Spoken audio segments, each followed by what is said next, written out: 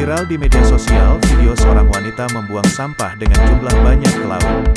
Rekaman video tersebut menjadi perbincangan hangat usai diunggah oleh akun @dorobe.official di jejaring media sosial Instagram pada Sabtu tanggal 12 Februari tahun 2022. Rekaman video memperlihatkan tepian laut di suatu daerah yang cukup sepi.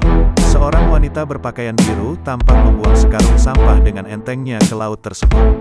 Sampah yang dibuang ke laut itu tampaknya cukup beragam, diduga dari sampah rumah tangga, kertas, plastik, hingga botol bekas. Wanita yang diduga sebagai ibu-ibu itu membuang sampah dengan jumlah yang sangat banyak dan mengosongkan wadah bawaannya itu. Dalam rekaman video tersebut, terdengar suara beberapa laki-laki yang diduga mengabadikan video serta menyaksikan kejadian tersebut.